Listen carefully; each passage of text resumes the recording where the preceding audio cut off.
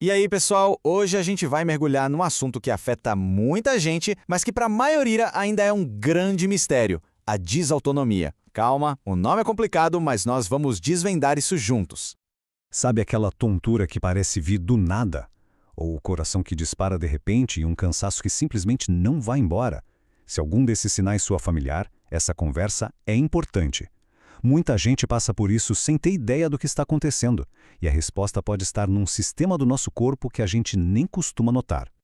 Então, para entender o problema, a gente precisa conhecer o sistema nervoso autônomo. Pensa nele como se fosse o painel elétrico da sua casa, ou melhor, o piloto automático do seu corpo. É ele que cuida de tudo sem que a gente precise pensar. O coração batendo no ritmo certo, a digestão funcionando, a pressão arterial, tudo nos bastidores. É um sistema incrível, né? Mas, e se ele começar a dar um curto-circuito? Pois é exatamente aí que a gente chega no conceito de desautonomia. Esse é o nome que a gente dá para quando esse sistema elétrico todo complexo começa a falhar, a funcionar mal. E aí, claro, os problemas começam a aparecer pelo corpo todo.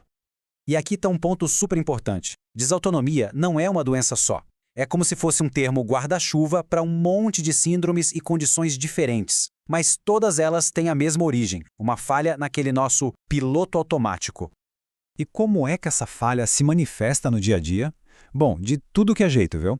Como o sistema controla o corpo inteiro, os sintomas podem ser super variados. Tem desde aquela tontura clássica, quando a pessoa levanta, até desmaios de verdade ou quase desmaios. Tem também uma fadiga crônica, daquelas que não melhoram com descanso, problemas de estômago, intestino e até alterações no suor. Para a gente entender melhor, olha só a diferença entre duas das síndromes mais conhecidas. Na POTS, o que acontece é que o coração acelera demais quando a pessoa fica de pé, como se estivesse tentando compensar alguma coisa. Já na ON, o problema é diferente. A pressão arterial despenca.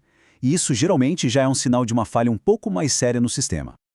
Certo, então como é que os médicos viram detetives para encontrar exatamente onde está a falha nesse painel elétrico tão complexo? A investigação é um processo super cuidadoso para achar a raiz do problema. Vamos ver como isso funciona. E essa investigação tem que ser para ontem. É fundamental descobrir o que está acontecendo o mais cedo possível, porque alguns sinais, como aquela ROM que a gente acabou de ver, já mostram que o problema pode estar no estágio mais avançado, mais grave. O caminho até o diagnóstico é bem metódico, sabe? Primeiro, tudo começa com uma boa conversa, analisando todos os sintomas. Depois, um passo essencial, medir a pressão com a pessoa deitada e depois em pé, para ver como o corpo reage. Daí, podem vir testes específicos que desafiam os reflexos do corpo. E em muitos casos, o médico pode pedir um exame chamado Tilt Table Test, que nada mais é do que monitorar o corpo enquanto a pessoa é inclinada numa maca de forma segura e controlada.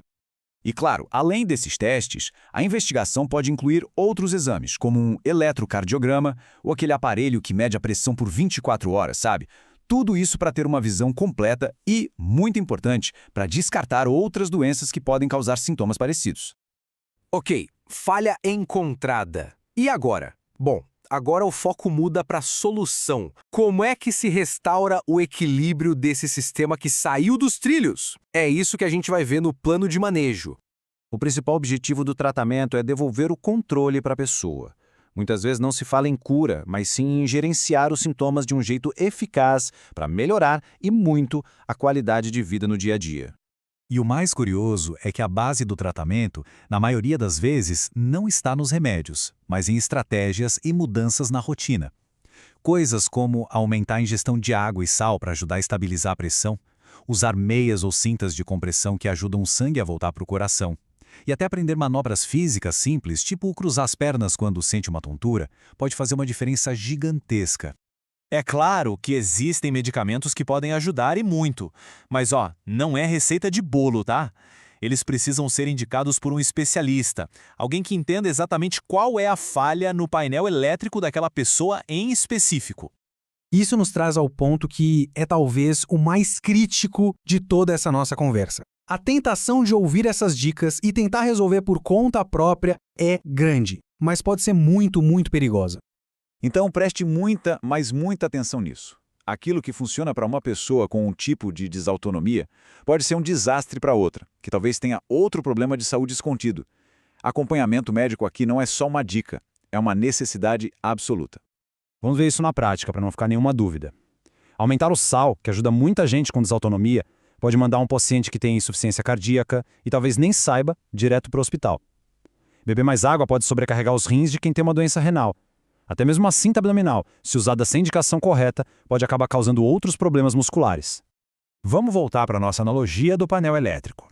Ninguém tenta consertar a fiação de casa sem saber qual é o disjuntor que está com defeito, certo? Com o nosso corpo, a lógica é a mesma. O diagnóstico preciso, feito por um médico, tem que vir sempre antes de qualquer tentativa de conserto. E no fim, a gente fica com essa pergunta. Ter acesso a tanta informação nos dá poder para cuidar da nossa saúde ou nos coloca em perigo ao nos incentivar a agir sem um diagnóstico? No caso da desautonomia, a resposta é bem clara. O verdadeiro poder vem do conhecimento, sim, mas aquele conhecimento que é guiado por um profissional.